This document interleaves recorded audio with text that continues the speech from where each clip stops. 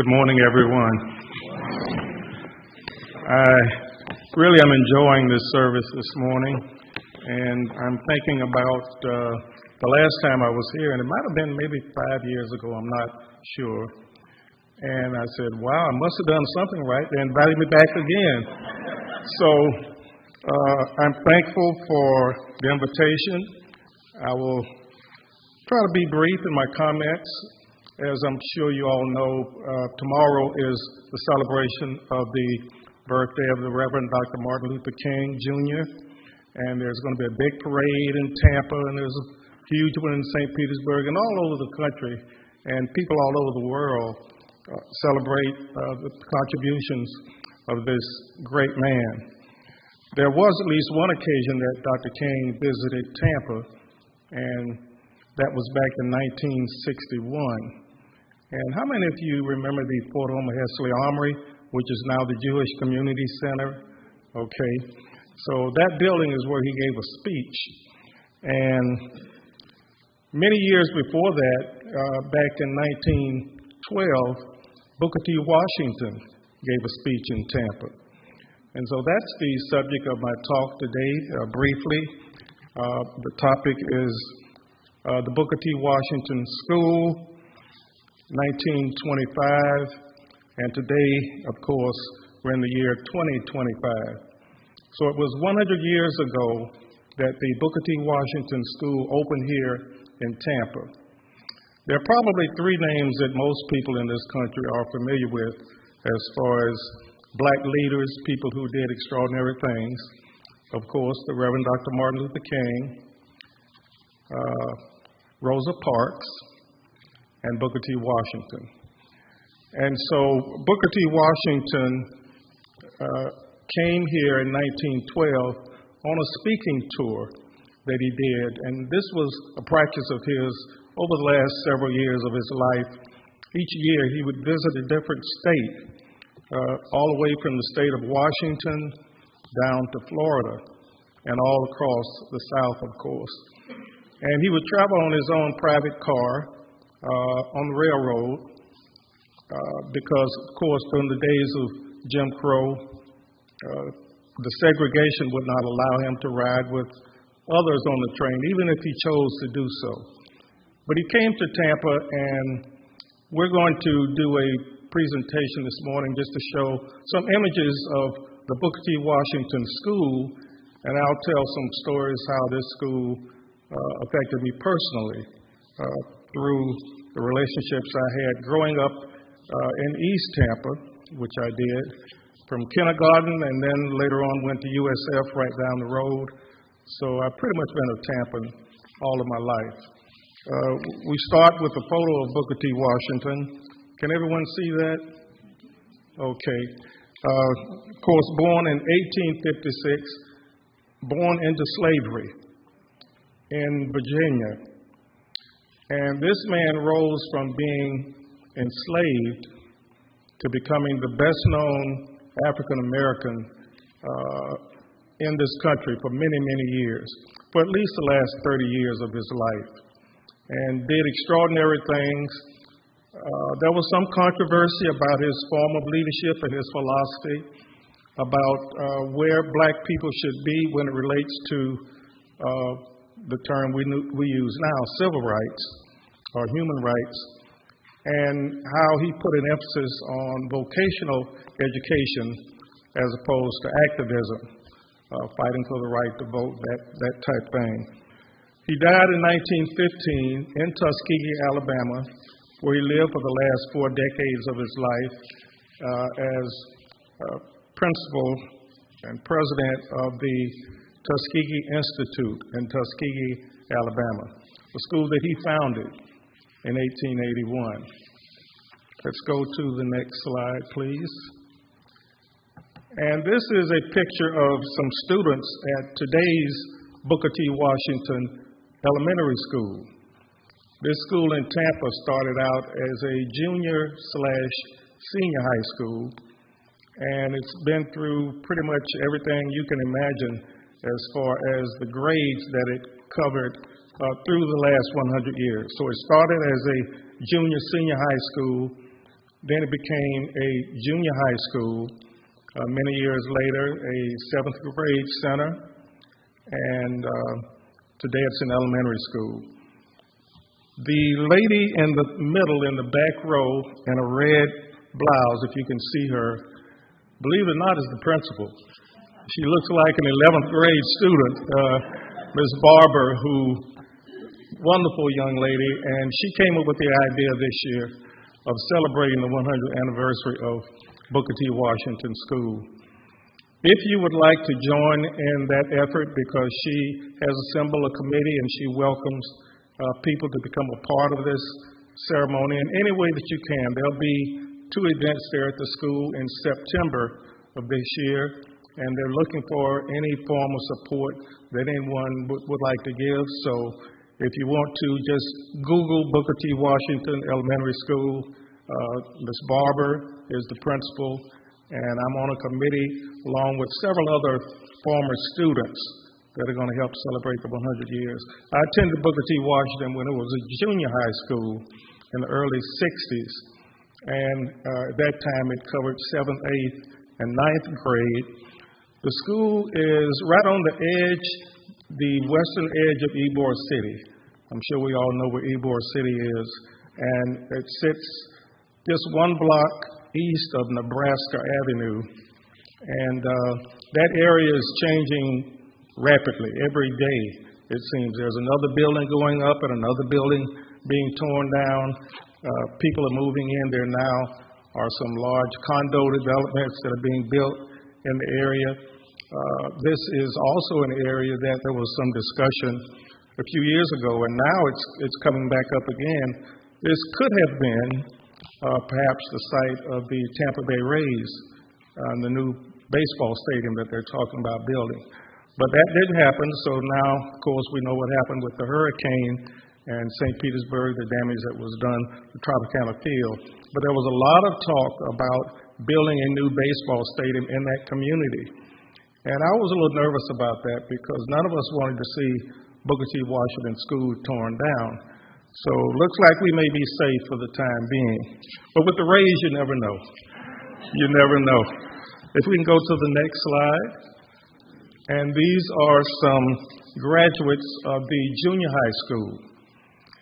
They had graduations at that time. They don't have them anymore, I don't believe, in the public school system. And now they have middle school, 6th, 7th, 8th grade. But this was 9th graders, a group of 9th graders who were graduating, so they got a diploma from Booker T. Washington Junior High School. This would have been in 1945. And believe it or not, the building that you see behind them, it's not a great photo, but you can see the building behind them.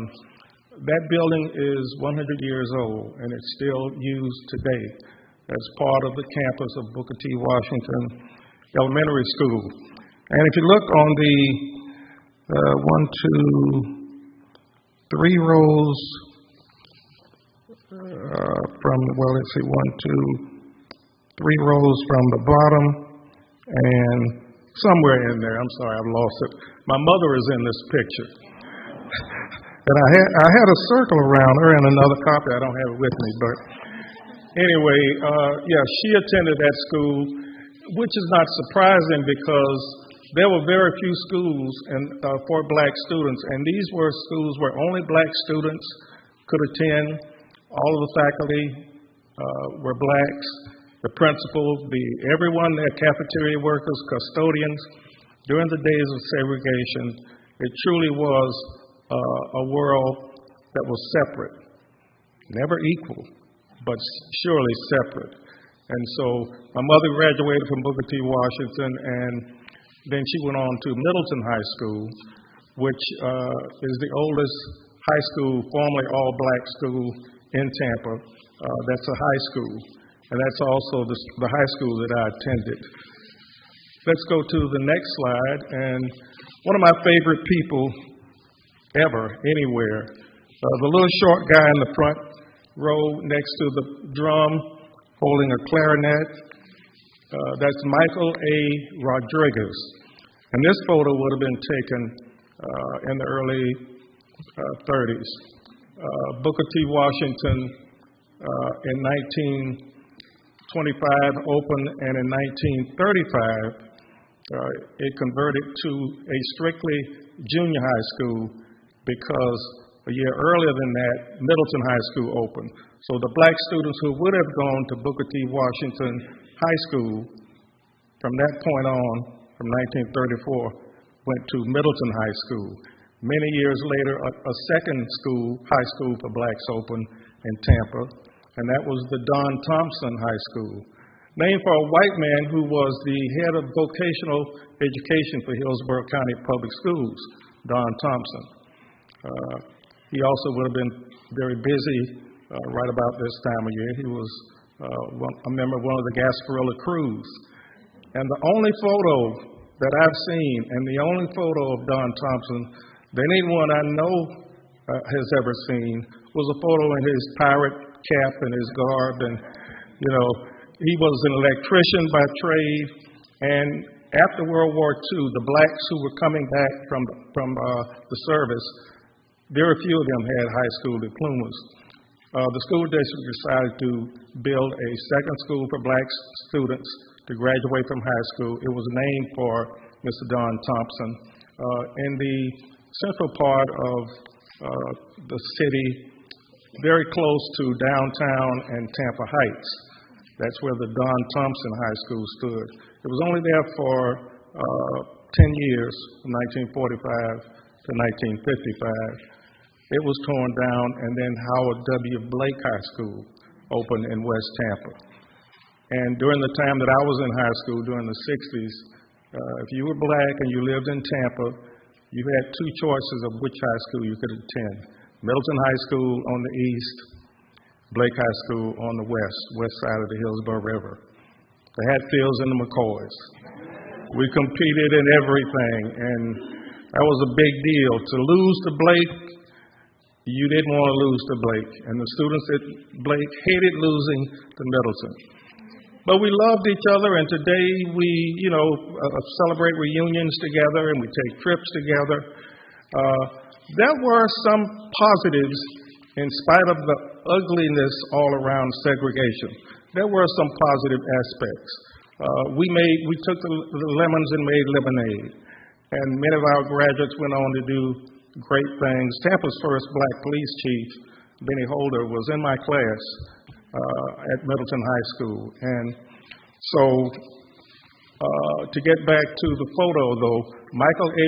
Rodriguez, a little short guy with the clarinet in front, taught band at Middleton from the days of Middleton being a high school until 1971, when desegregation came to Hillsborough County, and at that time it became an 8th and 9th grade center. He was band director at Middleton for 50 years. For 50 years. And in 1971, when he had the option to go to a high school, but he probably would not have been a band director, he would have been an assistant or a teacher or something, he said, I'm going to stay loyal to the school that I've been loyal to for these many years. And I'll never forget, one year we had a banquet in his honor, and we raised almost $3,000, and everyone had a wonderful time, and we gave him a check that night, and he immediately turned it over to the principal of the private school where he was teaching. And we called him Professor. We said, Prof, this money is for you. Take a vacation. Take your wife somewhere. Do something. He said, this is what I love.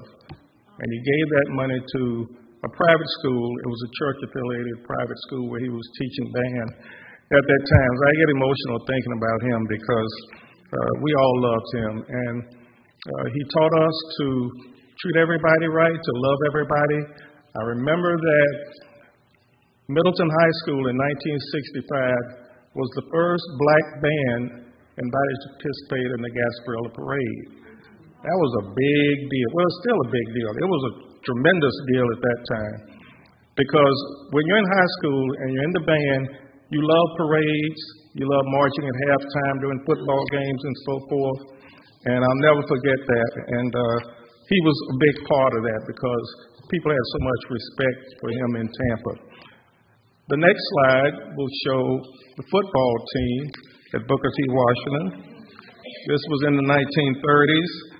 And get this, the principal, Mr. Blue, was also the football coach.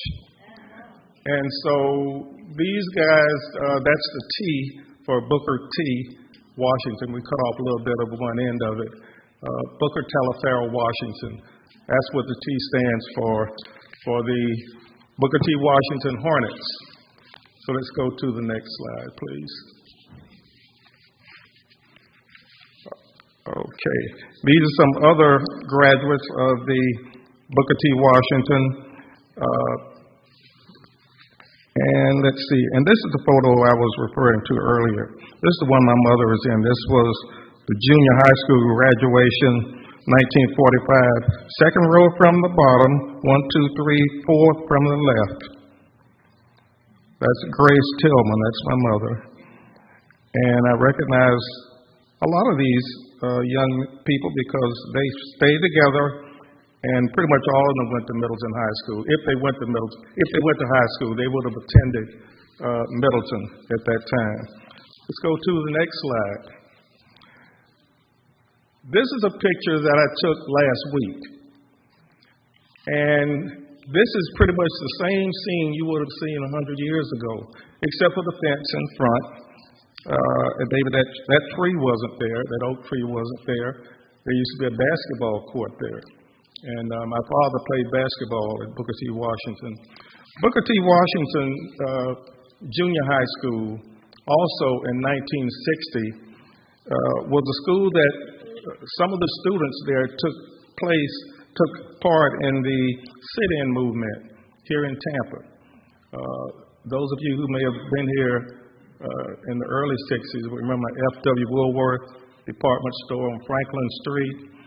And F.W. Woolworth was a national chain, and that's where the sit-ins began in Tennessee, North Carolina, Florida, Georgia, all over, especially in the South. Wherever there were F.W. Woolworth department stores, there were sit-ins primarily organized by the NAACP youth councils.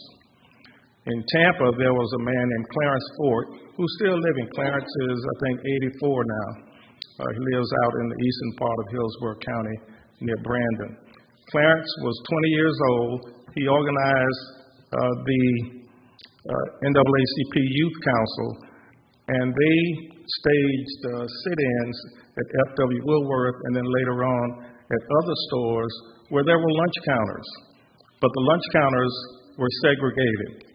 What that meant to young black people like myself and our parents was that you could go to these stores and you could purchase whatever they had for sale. But if it was food, if it was at the lunch counter, everything you bought was to go. So it was either in a brown paper bag or in a cup. You could not sit at the lunch counter and eat or drink a cup of coffee or Coke or whatever. Everything was to go. And so these young people decided, the college students were the ones who started the sit-in movement in this country, in North Carolina. And February 1st, 1960 was the first major sit-in, at least the first one that got any national attention. And 3 weeks later, the sit-ins began on Franklin Street in downtown Tampa. There's now a historic marker on Franklin where the F.W. Woolworth department store was. And Clarence Fort recruited students from Blake High School, Middleton High School, and Booker T. Washington Junior High School to march from the St. Paul African Methodist Episcopal Church in downtown Tampa on Tampa Street, and they marched down to the F.W. Woolworth, which was about 4 blocks away. They sat in. They were not served. After about 30 minutes, a sign went up on the counter, lunch counter closed, but there was no violence, primarily because of the mayor at that time, Julian Lane, who said that these young people have the right to request service. He says, I'm going to have my police department make sure that no harm comes to them. We're not going to arrest them just for exercising their rights. And so that made him very unpopular in some quarters in Tampa. As a matter of fact, he was a one-term mayor, largely because of that. Beautiful man. Later in life, I got an opportunity to sit next to him at meetings of the United Negro College Fund here in Tampa. He always had a smile on his face, and you would never know that he had been in politics because he was too nice. He was just too nice, and everything was accommodating with him. And so I'm so happy that we have a park, a beautiful, huge park in West Tampa named the Union B. Lane Riverfront Park. They spent over $30 million on that park. I'll never forget that. Next slide, please. And I think I have a few more minutes, I believe. Okay. Not a great photo here, but just wanted to give you an idea that these are some of the queens from Booker T. Washington School. We always had celebrations and things that gave us an opportunity to lift high our heritage. And I'll never forget one thing that I look forward to was every week we would have awards for the neatest boy and the neatest girl. So, we took a lot of pride in the way we dressed and came to school. Our parents would not let us go to school like we just got out of the bed. That didn't fly. I actually won the neatest boy one week, and so you get to wear a little badge, and it was a big deal. We had dances and carnivals and festivals. I played in the band, so we were always a part of those. So these young ladies were some of the young people who celebrated and were awarded for achievement at Booker T. Washington. Let's go to the next slide. This is another picture I took last week. Now, to the right, you'll see the building, the red brick building. And by the way, if you've been to Ybor City, and I'm pretty sure everyone here has at least been through Ybor City, and that's pretty much all you'll see are red brick buildings, right? And the red bricks in the streets, that says Ybor. That's a part of the Ybor flavor, and that's what we all grew up with in Ybor City, as well as West Tampa. The cigar factories, pretty much all of them made out of red bricks. That's the newer building addition that you see there. That was constructed in 1955. So when I got there in 1960, that was a new building with classrooms and a library up on the second floor and downstairs. To the extreme left, you can see just a little bit of a lighter shade building that sits about a block away from the school, and that is part of the new construction. That's called Gasworks, and they'll probably be opening, I would say, maybe in another 3 or 4 weeks, apartment buildings just on the edge of downtown, between downtown Tampa and Ybor City. That's where the school is. That's where a lot of the new construction is taking place, and that's where there was some discussion about the raised stadium going up. So let's go to the next slide. Now there is the sign. You can't read it in that photo, but at the top of that yellow and white sign, it says dedicated to Barbara Harvey, 1997. That's the year that the sign was erected. Barbara Harvey was principal at that time of Booker T. Washington Elementary School. Some of you may have heard of her husband. They're both deceased now, Perry Harvey, who was elected to Tampa City Council in 1982, began serving in 1983. 1983. I'm 76 years old. That seems like yesterday to me. Wasn't that long ago. Yet he was the first black person elected to the Tampa City Council ever. 1982. Wasn't that long ago. His father was president of the International Longshoremen Association, the local 1402, Perry Harvey. And Perry Harvey has a park named for him, Perry Harvey Park, just north of downtown Tampa on Cass Street. Thousands of people pass Perry Harvey Park every day, getting off the interstate, going into downtown, leaving downtown, getting back on the interstate. Very few people realize that as you're passing that park, headed to the interstate on the left, just opposite Orange Street and Jefferson, is 813 Short Emory, where the genius Ray Charles lived for 2 years in the late 1940s. It's also where he made his first record, at 813 Short Emory Street. As Black History Curator for the Tampa Bay History Center, that's one of my goals, is to make sure that we have historic markers and signs and let people know about some of the history that we drive by every day, or we walk past frequently. And we have hundreds of historic markers in Tampa and Hillsborough County. We need more. We still need more.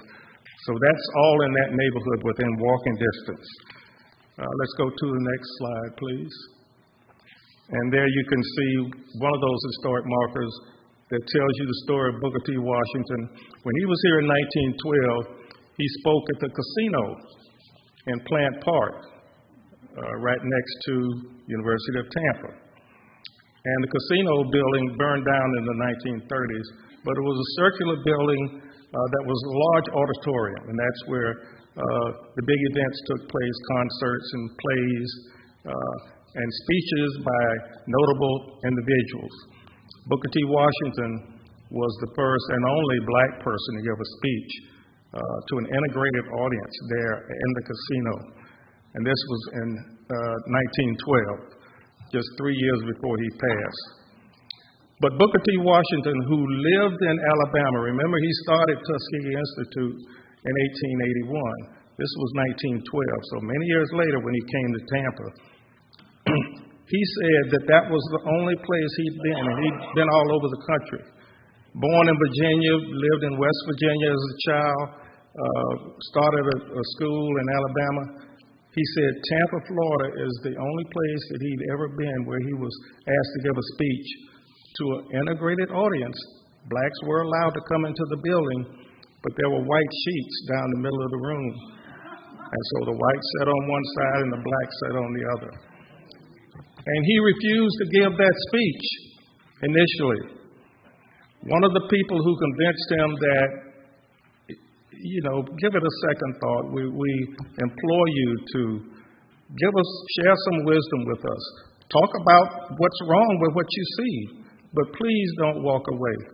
And that was George S. Middleton, the man for whom the high school I attended is named. And Mr. Middleton chaired the committee that brought Booker T. Washington here. So he gave the speech, but he never forgot that. And so, again, that was one of the things that made him a great man, is that he saw the bigger picture. And he said, I could walk away, I could get back on my train and leave, but what about the people who came to hear me for all the right reasons?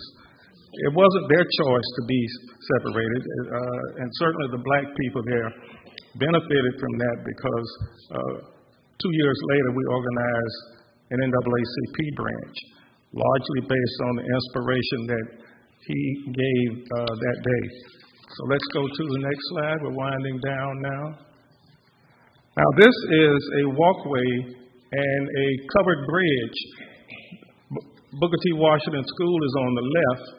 On the right, you can't see it very well for the trees, is a public library.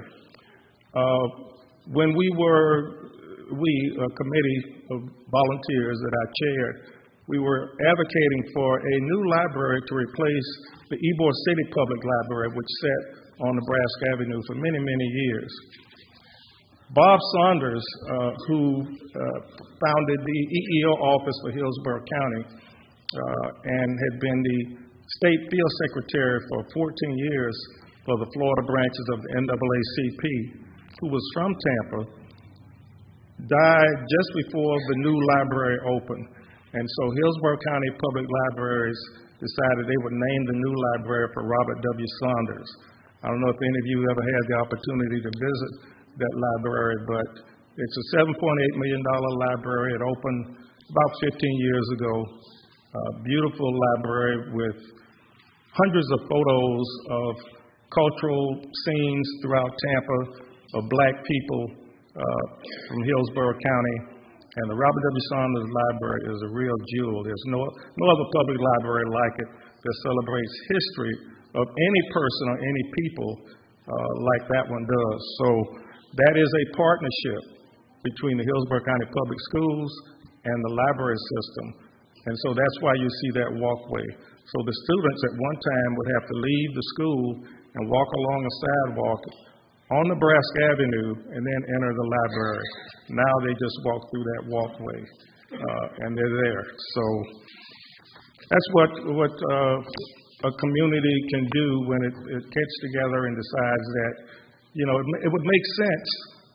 You've got the school here, you've got the library, why not connect the two? You'd be surprised at how much bureaucracy it takes to get something like that. It seems simple, but it took years, but it happened. Let's go to the next slide. And again, that's a better view of the library on the left and the school on the right and part of the walkway that the staff uses. So I think we have one more slide, and this is showing you today's faculty, and the principal is on the front row. We also know that there are only a little over 400 students attending this school. That's very low student population, which means that, the school district from time to time reevaluates use of facilities. They may one day decide to close this school, even though it's been open for 100 years. So that's why it's so important for us to have this celebration. First of all, to make people aware, this is a historic 100-year-old school that's always been open for 100 years. It's never closed. It's been used for different student demographics, and it's been used for different grade levels, but it's always been open. It should remain open for another 100 years. That's what we're saying with the celebration. So before I run out of time, I do want to say just a word about the Tampa Bay History Center, where I've had the pleasure for the last 4 years to be Black History Curator. And one of the things that we started 2 years ago is a Black History Book Club. And so I brought a poster that hopefully you can keep here at the church. Every other month we have a book discussion. How many people love books? Every hand goes up. So we start off next month with Black Like Me, which is a true story. February 24th is when the book discussion will be. And these are usually held the last Monday of the month at 5:30. 1213 Central Avenue, which is a historic church building, the St. James Episcopal Church building. The building is owned by the Tampa Housing Authority, and they graciously funded over $2 million of renovation work at that church, and that will be Tampa's Black History Museum in another year. You can applaud. Thank you. So I want to leave this poster with you, and hopefully you can find a place for it. Anything that you would like to know about the Tampa Bay History Center and our many activities is on our website. Our tours, I was telling someone before I began speaking this morning that I think 4 years ago we had 3 tours, and now we have 6. And we're growing all the time. And we also invite you to come visit Tampa Bay History Center on the Riverwalk in downtown Tampa in Chinsegut. We're open 7 days a week from 10 to 5. And thank you so much, and God bless. And if I did okay today, I'll be happy to come back again if you invite me.